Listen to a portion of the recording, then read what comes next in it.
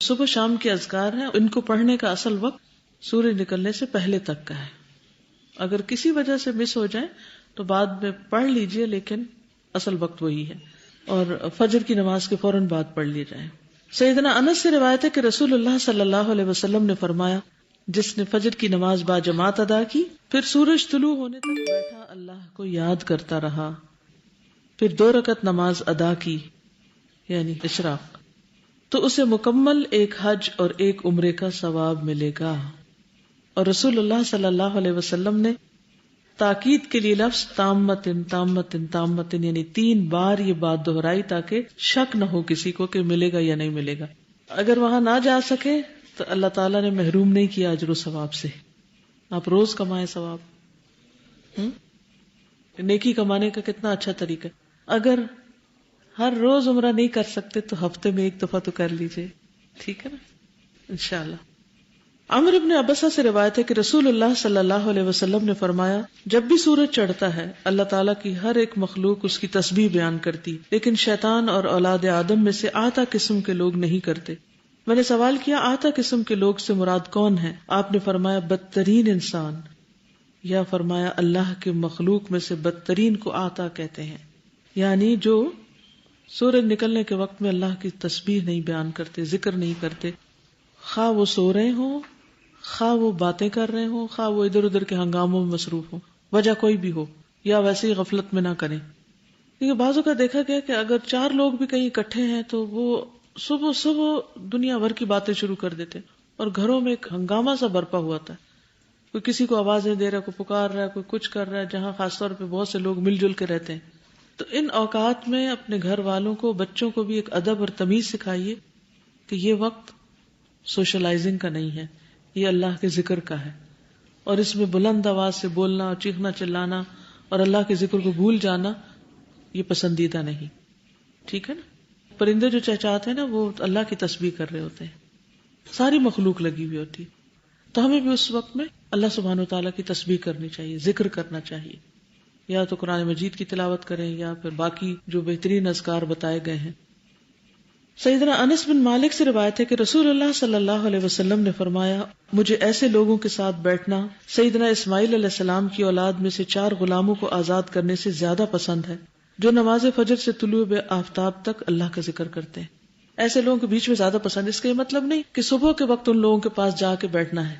یہ بھی اگر ممکن ہو، جیسے جو لوگ مسجد جاتے ہیں تو وہ بیٹھ سکتے ہیں اکٹھے، یا یہ کہ ایسے لوگ جو ان اوقات میں ذکر کی پابندی کرتے ہیں وہ صالحین میں شمار ہوتے ہیں. تو یہ جو ہر وقت بات ہوتی ہے نا صالح لوگوں کی صحبت اختیار کرنی چاہیے، تو صالح کے سوا یہ پابندی کوئی نہیں کر سکتا کہ اس وقت میں بیٹھ کے اللہ کا ذکر کرے، اللہ کو یاد کرے یا کوئی اچھا کام کرے. آپ نے فرمایا کہ مجھے ایسے لوگوں کے ساتھ بیٹھنا زیادہ پسند ہے بنسبت اس کے کہ سیدنا اسماعیل علیہ السلام کی اولاد میں سے 4 غلاموں کو آزاد کیا جائے. یہ بھی اتنی بڑی نیکی. تو صرف یہ کمپنی اختیار کرنا، کیونکہ ایسے لوگوں کی جب کمپنی اختیار کی جائے گی تو کیا ہوگا، وہ دوسروں کو بھی اس کام پر لگا دیں گے. کون ہے وہ لوگ جو نماز فجر سے طلوع آفتاب تک اللہ کا ذکر کرتے ہیں؟ فرمایا مجھے ایسے لوگوں کے ساتھ بیٹھنا 4 غلام آزاد کرنے سے زیادہ پسند ہے جو نماز عصر سے غروب آفتاب تک اللہ کا ذکر کرے، یعنی اس وقت ان کے ذکر میں اور کثرت ہو جائے. کیونکہ دن بھر کام وغیرہ کرتے رہتے ہیں تو شام میں پھر انرجی لو ہونے لگتی، تو کہ بہت ایکٹیولی آپ دوسرے کام نہیں کر سکتے، تو پھر انسان کو ذکر میں ایک خاص قسم کو سکون بھی ملتا ہے، ایک تسلی ہوتی. تو کس قدر فضیلت ہے ذکر کی. کیا کر سکتے ہیں آپ اس وقت اپنے آپ کو اس چیز کا پابند بنانے کے لیے، اگر باقی گھر والے نہیں ہیں پابند؟ کیونکہ ابھی جو کچھ 6 دن سے پڑھ رہے ہیں ہم، یہ اب ویکنڈ پہ جا کے پتہ چل جائے گا کہ کیا ہوتا ہے، کتنی پابندی ہوتی ہے ان سارے اذکار کی. یہ کچھ لوگ جب ان کو ایک خاص ٹائم ٹیبل کا پابند کیا جاتا ہے تو اس وقت تو وہ کر لیتے ہیں، لیکن جو ہی اس سے چھوٹتے ہیں تو سب بھول جاتے ہیں. تو گھر جاتے وقت اپنے ویکنڈ کے لیے بھی ایک ٹائم ٹیبل بنائیے، کیونکہ اللہ سبحانہ وتعالیٰ کو وہ عمل زیادہ پسند ہے جس میں آپ کنسسٹنٹ ہو، جو تسلسل کے ساتھ ہو، دوام کے ساتھ ہو، چاہے وہ تھوڑا ہی کیوں نہ ہو. ٹھیک ہے. اب یہ مجبوری ہو سکتی ہے گھر والوں کی کہ بچے چھوٹے ہیں، وہ رو رہے ہیں، تو اب آپ مصلی پہ تو نہیں بیٹھ سکتے، یا آپ کے ہسبینڈ کو ڈیوٹی پر جانا ہے تو آپ کو ناشتہ بنانا ہے یا لگانا ہے یا کوئی بھی ایسا کام کرنا ہے، تو آپ کو جلدی ہے نکلنے کی. آپ میں سے کئی لوگ فجر کی اذان کے بعد نکل آتے ہیں کہ جو 1.5 گھنٹے کی ڈرائیو سے آتے ہیں. تو اس صورت میں پھر آپ کیا کر سکتے ہیں؟ کیا کریں؟ کھانا بناتے وقت ذکر کرتے رہیں، سفر میں آتے وقت آپ ذکر کرتے رہیں، اور یعنی جو بھی کام کر رہے ہیں، مثلا آپ کو صفائی کر رہے ہیں، کچھ بھی کر رہے ہیں، یعنی ایک تو یہ کہ آپ ایک جگہ بیٹھ کے کریں، اگر بیٹھ کے نہیں کر پا رہے تو جو بھی کام آپ کے حصے میں ہے یا ذمہ داری پہ ہے اس کام کے دوران بھی ذکر کرتے رہیں، خواہ وہ صبح کا وقت ہے یا عصر کا وقت ہے، لیکن ان اوقات کو ذکر کے لیے خاص کریں۔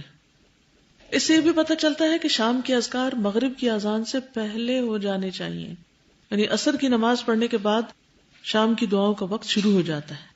ٹھیک۔ قیلولہ، قیلولہ سے مراد گہری نیند سونا نہیں ہے بلکہ دوپہر میں ہلکی نیند لینا ہے۔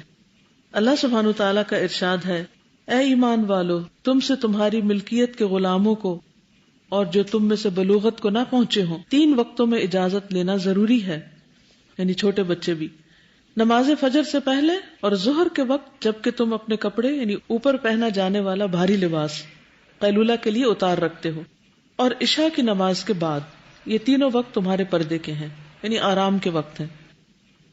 سبحان اللہ۔ کذالک یبین اللہ لکم الآیات، تو نیند چونکہ اللہ کی نشانیوں میں سے ایک نشانی ہے، اور اللہ تعالیٰ کے احکامات بھی اللہ سبحانہ وتعالیٰ نے خود ہی واضح کر دیے کہ ہمیں کس طرح زندگی بسر کرنی، اور کتنی زبردست ٹائم مینجمنٹ بھی ساتھ ہی سکھا دی کہ کون سے وقت آرام کے ہیں اور کون سے وقت پردے کے ہیں اور کون سے وقت ذکر کے ہیں۔ یہ ساری چیزیں ہمارے دین نے ہمیں سکھائی ہیں۔ اگر ہم ان کے مطابق زندگی بسر کریں تو ایک نہایت مہذب اور سویلائزڈ قوم بن جائے۔ عربی کا مشہور مقولہ ہے، تغدى تمدى ولو لقمتين تعشى تمشى ولو قدمين۔ دوپہر کا کھانا کھاؤ تو لیٹ جاؤ اگرچہ 2 لقمے ہی کھاؤ، رات کا کھانا کھاؤ تو چہل قدمی کرو اگرچہ 2 قدم ہی چلو، یعنی کچھ نہ کچھ ضرور چلنا چاہیے رات کے کھانے کے بعد، اور کچھ نہ کچھ ضرور لیٹنا چاہیے دوپہر کے کھانے کے بعد۔ دوپہر کے کھانے سے مراد کوئی بہت بڑا لنچ نہیں ہے کہ جس میں انسان بیٹھ کے پیٹ بھر کے کھائے اور پھر جی بھر کے سوئے، یہ مومن کی روٹین نہیں ہو سکتی۔ بہترین نمونہ وہ نبی صلی اللہ علیہ وسلم کا ہے کہ کیا کھانا ہوتا تھا، آپ کا لنچ کیا ہوتا تھا اور کتنا ہوتا تھا۔ اکثر تو آپ روزے سے ہوتے تھے، اور جو ہوتا بھی تھا تو اس میں کبھی چند کھجوریں لے لی یا چھوٹی موٹی کوئی چیز کھا لی۔ تو ہمارے ہاں جو لنچ کا تصور ہے وہ بہت مختلف ہے۔ تو اس میں کوئی بھی سنیک آپ لے سکتے ہیں، کوئی بھی چیز لے سکتے ہیں، اور اس کے بعد تھوڑی دیر آرام کر سکتے ہیں۔ قیلولہ کی اہمیت، رسول اللہ صلی اللہ علیہ وسلم نے فرمایا، قیلو فإن الشیاطین لا تقیلو، قیلولہ کرو کیونکہ شیطان قیلولہ نہیں کرتے۔ تو شیطان کی مشابہت یا پیروی تو نہیں کرنی نا۔ لا تتبعوا خطوات الشیطان انہ لکم عدو مبین۔ سیدنا انس کہتے ہیں، ام سلیم نبی صلی اللہ علیہ وسلم کے لیے چمڑے کا بچھونا بچھا دیتی تھی اور آپ ان کے ہاں اسی بچھونے پر قیلولہ فرماتے تھے، یعنی باقاعدہ لیٹتے تھے۔ سلف صالحین کا طرز عمل، صائب بن یزید کہتے ہیں، سیدنا عمر دوپہر یا اس کے قریب ہمارے پاس سے گزرتے تو کہتے اٹھ جاؤ اور قیلولہ کرو، اب جو باقی رہ گیا وہ شیطان کے لیے ہے۔ سیدنا عمر سے روایت ہے، عبداللہ بن مسعود کے دروازے پر کبھی کبھار قریش کے مرد بیٹھا کرتے تھے، جب سایہ ڈھل جاتا تو عمر رضی اللہ عنہ کہتے اٹھ جاؤ اور قیلولہ کرو، اب جو قیلولہ کرنے سے باقی رہ گیا ہے وہ شیطان کا حصہ ہے۔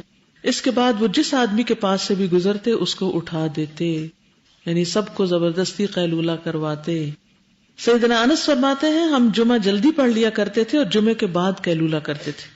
سیدنا انس کہتے ہیں، وہ لوگ صحابہ جمعہ پڑھتے تھے اور پھر قیلولہ کیا کرتے تھے۔ عبداللہ بن احمد کہتے ہیں، کان ابی ینام نصف النہار شتاء کان او صیفا لا يدعها ويأخذني بها۔ عبداللہ بن احمد کہتے ہیں، میرے والد احمد بن حنبل نصف نہار کو سویا کرتے تھے، سردی ہو یا گرمی وہ کبھی اسے نہیں چھوڑتے تھے اور اس کے لیے مجھے بھی لے جاتے تھے، یعنی صرف خود نہیں اوروں کو بھی کروانا ہے۔ اور اہل جنت بھی قیلولہ کریں گے۔ اصحاب الجنت یومئذ خیر مستقرا واحسن مقیلا، اس دن جنت والے ٹھکانے کے اعتبار سے نہایت بہتر اور دوپہر کو آرام کرنے کے اعتبار سے کہیں اچھے ہوں گے، وہاں کا قیلولہ اور بھی مزے کا ہوگا۔